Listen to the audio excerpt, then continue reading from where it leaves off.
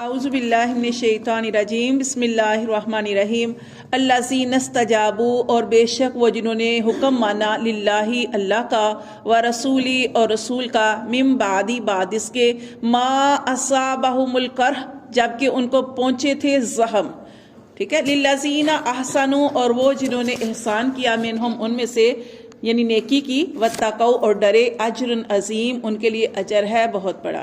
تو یہ کہ یہاں پہ اللہ تعالیٰ نے فرمایا کہ وہ لوگ جنہوں نے اللہ اور اللہ کے رسول کے حکم کو قبول کیا. کیا اللہ اور اللہ کے رسول کا کیا حکم تھا کہ دیکھیں جب مشرکین جو تھے وہ غزوہ احد سے واپس آ گئے. ٹھیک ہے. مسلمانوں کو انہوں نے شکست دے دی اور واپس آ گئے. جب واپس آ گئے تو رستے میں ان کو خیال آیا کہ یہ تو اتنا اچھا موقع تھا, ہم مسلمانوں کو جو ہے وہ ختم ہی کر دیتے, ہم کیوں نہ مدینہ حملہ کریں, مدینہ پہ حملہ کر کے تو یہ مسلمانوں کا یہ جو پودا طلوع ہو رہا ہے نا اسلام کا, اس کو جڑ سے ختم کر دیتے ہیں. ان کے دل میں یہ خیال آیا. ادھر آپ صلی اللہ علیہ وسلم جب یہ غزوہ احد ہوا ہے تو اگلے دن آپ صلی اللہ علیہ وسلم کے دل میں خیال آیا یہ نہ ہو کہ وہ دوبارہ آ کے پلٹ کے حملہ کر دیں, کیونکہ ایسے ہی ہوا تھا نا, غزوہ احد میں بھی ایسے ہی ہوا. تو آپ کے دل میں خیال آیا کہ یہ نہ ہو کہ کافر جو ہیں, مشرک جو ہیں, وہ پھر حملے کے لیے واپس آ جائیں, تو ہمیں کچھ تیاری کرنی چاہیے. آپ صلی اللہ علیہ وسلم نے صحابہ کرام کو تیار کیا, بلکہ آپ صلی اللہ علیہ وسلم نے ایسے بتایا تو صحابہ کرام جو تھے وہ جو زخموں سے چور چور تھے. ایک دن پہلے ہوا تھا کیا غزوہ احد, ایک دن پہلے, اور آپ کو پتا ہے صحابہ کرام کو کتنی چوٹیں آئیں, کتنے زخم آئے, اور کچھ صحابہ کرام تو ان سے چلا بھی نہیں جا رہا تھا, لیکن ان کا اتنا وہ ارادہ مضبوط تھا کہ نہیں ہم نے نکلنا ہے.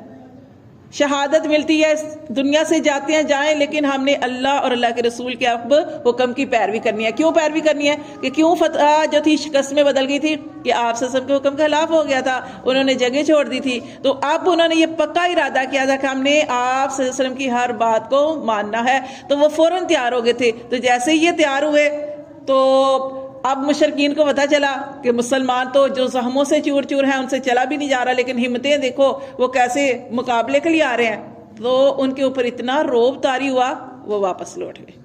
تو یہاں پہ یہی بتایا گیا ہے کہ اللہ تعالیٰ فرماتے ہیں کہ وہ لوگ نستجاب للہ جنہوں نے اللہ کی اس پکار کو قبول کیا, و رسولی اور رسول کی پکار کو, من بعد اس کے ما اصابہم القرح جب کو ان کو زخم چھوا تھا, للذین احسنوا اور ان کے لیے جنہوں نے نیکی کی. احسن ہوتا ہے, احسن کا مطلب ہوتا ہے نیکی بھی ہوتا ہے, احسان بھی ہوتا ہے, لیکن یہاں پہ احسن کا مطلب جو ہے کہ کسی کام کو خوبصورتی سے کرنا, بہت اچھے طریقے سے کرنا. ایک ہوتا ہے کہ جب نبی صلی اللہ علیہ وسلم آپ کو کہہ رہے ہیں کہ آپ نے جہاد کے لیے نکلنا ہے, آپ ٹوٹے دلوں سے اٹھو, آپ ہمت ہی نہ کرو, یہ نکلے اور جوش سے نکلے, جذبے سے نکلے. تو یہ ہے احسن کہ کام کیا لیکن اچھے طریقے سے اس کے لیے تیار ہوئے. واتقوا اور ڈرے, اللہ سے ڈرے, کسی سے نہیں. اجر عظیم, اللہ فرماتے ہیں ان کے لیے بہت بڑا اجر ہے, کیونکہ یہ غزوے میں گئے, ان کو جنگ میں, اب یہ دیکھیں جنگ ہوئی نہیں ہے لیکن کافروں کے دلوں پر روب پڑ گیا کہ یہ تو پھر یہ ابھی ان کو شکست ہوئی ہے اور پھر یہ اس طرح لڑنے کے لیے تیار ہو گئے ہیں. تو اس طرح بغیر پھر لڑائی بھی نہیں ہوئی اور وہ واپس چلے گئے تھے مکہ میں. تو یہاں پہ یہ بتایا گیا کہ اللہ سینہ اور وہ لوگ کالا کہ کہا لہم الناس ان کے لیے لوگوں نے, ان الناسا بے شک لوگ, قد جمعوا تحقیق وہ جمع ہوئے ہیں, لکم تمہارے لیے, فخشوہم تو ان سے ڈرو. تو یہاں پہ ابو سفیان نے کیا کیا, ابو سفیان نے یہ کیا کہ اس نے لوگوں کو مال دیا اور کہا کہ تم یہ جا کے افواہ پھیلا دو کہ بہت بڑی تعداد کافروں کی, مشرکین کی نکلی ہے مسلمانوں کے خلاف. اس طرح کی جا کے, تاکہ اس سے کیا ہوگا, ان کی ہمت ٹوٹے گی, حوصلے ٹوٹیں گے اور یہ لڑ ہی نہیں سکیں گے. اس طرح کی بات پھیلا دو جا کے. اکالا لہم الناس, پھر وہ لوگ تیار ہوئے, انہوں نے جا کے کہا ان الناس کا جمعوا, انہوں نے مسلمانوں سے کہا کہ تمہارے خلاف بہت بڑا لشکر تیار ہو گیا ہے, فخشوہم ان سے ڈر جاؤ, نہ لڑنا نہ نکلنا, ڈر جاؤ.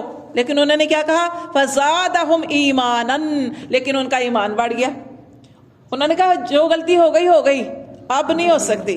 ان کا ایمان بڑھ گیا. انہوں نے کہا وقالوا حسبنا اللہ, ہمارے لیے ہمارا اللہ ہی کافی ہے.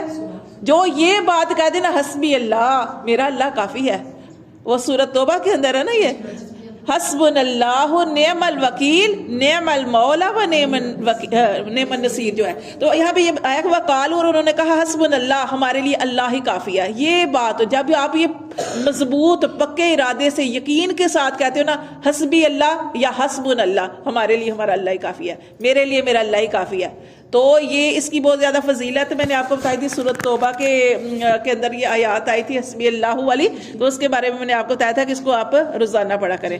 تو یہ یہاں پہ یہ بھی بتایا گیا کہ یہ شدید آپ کو کوئی رنج ہے، غم ہے، تکلیف ہے، کوئی بھی قسم کی مصیبت ہے کسی قسم کی، تو آپ نے یہ کلمات پڑھ لیں تو وہ یقین سے پڑھیں تو وہ مصیبتیں، وہ پریشانیاں، وہ غم، تکلیفیں دور ہو جاتی ہیں۔ کون سی؟ حسبنا اللہ نعم الوکیل، ٹھیک ہے یہ والی حسبنا اللہ و نعم الوکیل، ٹھیک ہے ہمارے لیے ہمارا اللہ ہی کافی ہے، و نعم الوکیل، اور وہ کیا ہی اچھا کار ساز ہے، وہی کاموں کو بنانے والا ہے۔ ہم جیت ہی نہیں سکتے، ہم فتح حاصل ہی نہیں کر سکتے، سارا کچھ کرنا اللہ کی ذات نے ہے، ہمارا بس اللہ کی ذات پہ توکل ہے۔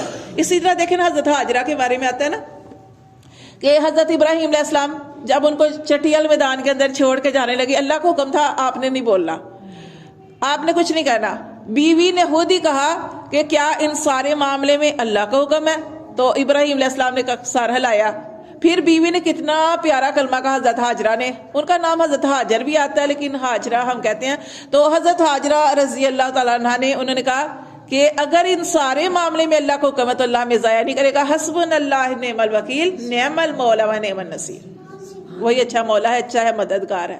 پھر اللہ نے کیسے رستے بنا دیے کہ وہاں پہ کبھی چرند پرند بھی نہیں آتا تھا، اور اللہ نے وہاں پہ پانی کا ایسا انتظام کر دیا، زم زم زم زم کا۔ پتہ نہیں کہتے ہیں آسانی ہو گئی ہے، پھر بھی انسان تھک گیا تھا اس دن آ کے نا جب وہ چکر لگا کے ہاں صفا مروہ، اور صفا مروہ دیکھ لیں، صفا مروہ کو دیکھ لیں، یہ سارا کچھ یہ ان کی تو نشانیاں اللہ تعالیٰ نے ان کی محفوظ کی ہیں۔ تو یہ اسی طرح آپ دیکھیں کہ ابراہیم علیہ السلام تھے، ان کو جب آگ میں ڈالا گیا تو انہوں نے کیا پڑھا تھا؟ انہوں نے بھی یہی پڑھا تھا کہ میرے لیے میرا اللہ ہی کافی ہے۔ اللہ نے اس آگ کو گل و گلزار بنا دیا، لیکن وہ کہ اتنی سامنے مشکل ہو، پریشانی ہو، حالات خراب ہوں، مصیبتیں آئی ہوں، آپ اس مصیبت میں بجائے رونا دھونا کرنے کے، کسی اور پر نگاہ رکھنے کے، کسی اور کے اوپر اپنا توکل کرنے کے، اللہ پہ توکل کرے پورے یقین کے ساتھ، تو اللہ تبارک و تعالیٰ کی ساری پریشانی کو دور کر دیں گے۔ تو یہاں پہ یہی بتایا گیا ہے کہ اللہ فرماتے ہیں جب انہوں نے اللہ کی ذات پہ توکل کیا، اللہ کی ذات پہ بھروسہ کیا، اپنا معاملہ اللہ کے سپرد کر دیا، ان کا ایمان بھی بڑھ گیا، فانقلبوا بنعمت من اللہ، پس وہ لوٹے بنعمت من اللہ، اللہ کی نعمت لیے۔ نعمت کیا؟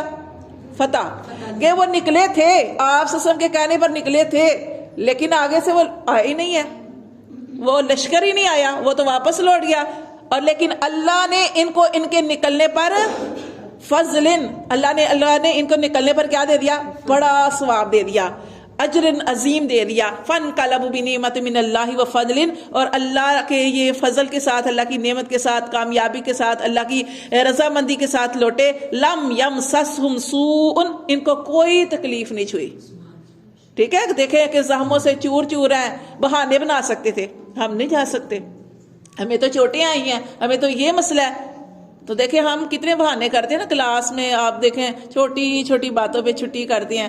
کامیابی کیسے ملتی ہے؟ جب آپ اپنا کوئی چیز قربان کرتے ہو۔ اب دیکھیں اپنے کام کو باقی ٹائموں میں کر لیا کریں، یہ ٹائم جو آپ نے فکس اللہ کی رضا کے لیے کیا ہے، دین سیکھنے کے لیے کیا ہے، اور خاص طور پر اس لیے کیا کہ یہ ہمیں دیکھیں اس کا کیا فائدہ ہے۔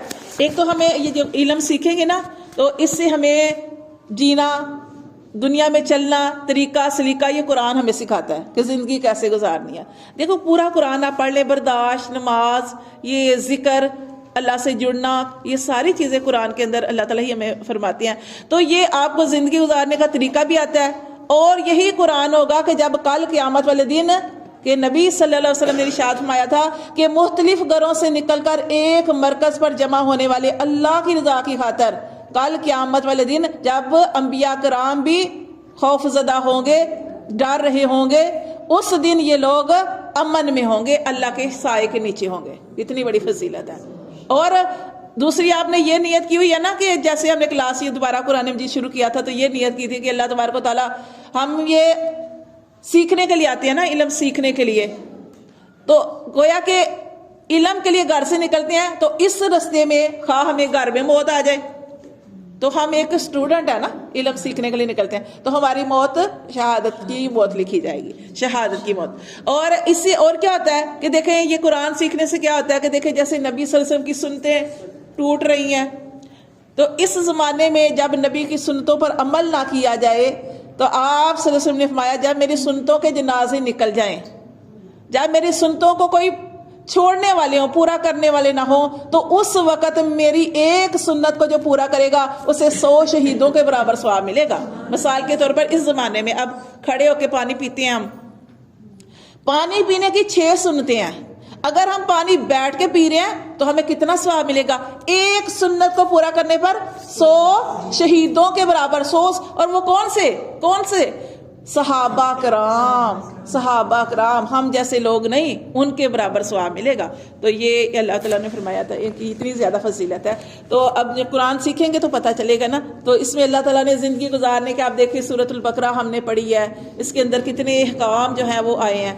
تو دیکھیں اللہ تعالیٰ فرماتے ہیں کہ ان کو کسی تکلیف نہیں چھوا، وَاتَّبَعُوا رِضْوَانَ اللَّهِ، اور وہ اللہ کی رضامندی لے کے لوٹے، اللہ ان سے راضی ہو گیا۔ وَاللَّهُ، اور اللہ، ذو فضل عظیم، اللہ تعالیٰ بڑے فضل والا ہے۔ انما، بے شک، ذالکم الشیطان، یہ شیطان، یہ تم کو شیطان جو ہے، یخوفو، یہ ڈراتا ہے، اولیاءہ، اپنے ساتھیوں کے ذریعے۔ اب یہ دیکھو ابو سفیان نے وہ لوگ تیار کیے کہ جا کے یہ افواہ پھیلا دو کہ تمہارے جو خلاف ہے بہت بڑا لشکر جو ہے وہ تیار ہو گیا دوبارہ تمہارے ساتھ لڑائی کرنے کے لیے۔ تو یہ دیکھیں کس نے پھیلائی، تو یہ بات کس نے تھی؟ انسان نے آگے جا کے پھیلا دی تھی، انسانوں نے پھیلا دی تھی۔ لیکن جو برے عمل کرنے والے ہوتے ہیں وہ بھی، ان کو بھی شیطان کہا جاتا ہے، برے عمل کرنے والوں کو بھی شیطان کہا جاتا ہے۔ تو اللہ نے فرمایا کہ بے شک یہ تمہارے لیے شیطان تھا، یخوف اولیاءہ، کہ وہ ڈرا رہا تھا تمہیں اپنے دوستوں کے ذریعے۔